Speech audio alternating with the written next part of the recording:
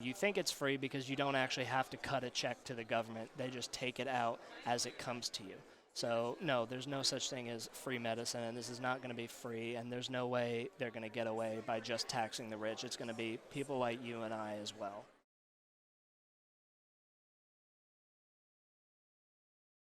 We are joined today on the Daily Signal podcast by Daniel Savickas. He runs regulatory policy at FreedomWorks. Daniel, thank you so much for being with us. Yeah, good to be here.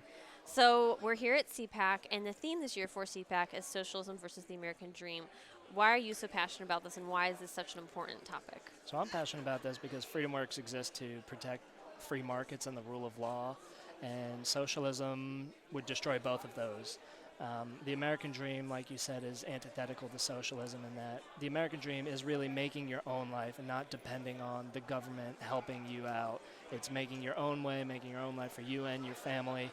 And socialism wants to put that in the hands of the government. And I think that's just such a warped way of looking at American way of life, to say that the government needs to be in control of almost every part of your life, and that as you venture farther away from the state and from the government, that you're actually a threat to yourself and others. That puts almost no trust in the American people and what we've built for hundreds of years to this point, to say that now we need the government to protect us from ourselves. It's absurd. Well, you also work on healthcare policy at Yes. FreedomWorks. And what is your perspective on, we see both lawmakers in the House and the Senate pushing Medicare for all agendas. What is your perspective on that? That would absolutely destroy the healthcare market, and sadly, there are variations of socialized medicine proposals. Medicare for All is the big name and the big face, especially with Bernie Sanders being the front runner on the Democrat side right now. But there are also Republicans and Democrats alike who are putting out proposals that would tie prescription drug pricing in the United States to that of prescription drug prices in other European countries like the UK or even Canada and Australia, where they have socialized medicine schemes where they do price fixing. And that's just the first step to get us towards socialized medicine. It would absolutely destroy the incentive for competition. It would drive up prices. They think it's driving down prices, but if there's no competition and it becomes radically expensive to develop a drug, you'll either see far fewer drugs, which will raise demand and raise prices, and it'll also hurt patients if there are fewer drugs on the market to get more cures and innovative designs for patients who depend on these life-saving drugs. Well, we hear people, young people our age, out of college, people still Yeah. in college, talking about how wonderful socialized medicine would be because it would be free. So when you hear talking points like that, when you hear people discussing it at happy hours or elsewhere, what's your response to that? I just say nothing's free. There's no such thing as a free lunch, as Milton Friedman would say. And I urge people to look at their tax withholdings. A lot of people think, oh, it's free because I don't see any upfront costs. But if you think about what it takes out of your paycheck every other week, every week, depending on how you get paid, if you see what it takes out of your paycheck, that's just the way that they tax you.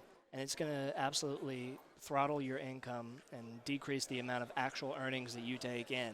And you think it's free because you don't actually have to cut a check to the government. They just take it out as it comes to you.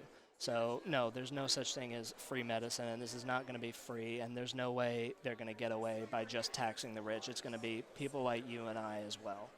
Well, something that you've been writing about recently is scaling back Michelle Obama's school lunch program. Yes. Can you tell us what that's all about? Yes, so this is, as you could probably tell, I'm getting a little excited here just thinking about it, because people don't like vegetables. I don't like vegetables. People like vegetables. They're gross. And Michelle Obama's school lunch program forced local school districts to have a certain quota of vegetables that they had to meet. And it also took away flexibility from these districts to define what is and is not a vegetable. The government's literally telling us what's a vegetable now. Interesting. So they're forcing these gross school lunches on us, and what ends up happening is that kids, being kids, don't like vegetables and won't eat them. So you see millions of dollars of waste in these programs, and school districts can't do anything to try and get their kids a nutritious lunch because you can't force them to eat it, but they're also being forced by the government in what options they have.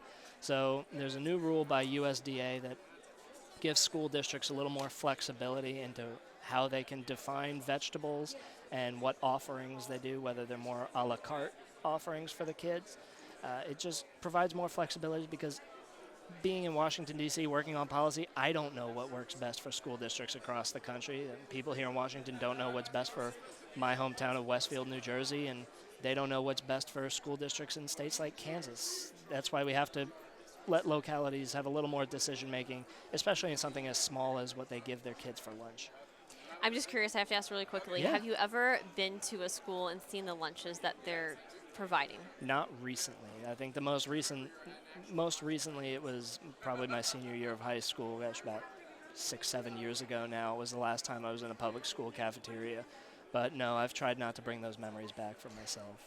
Well, thank you so much for joining us today, Daniel, on the Daily Signal podcast. We appreciate having you here with us. Yeah, it was good to be here.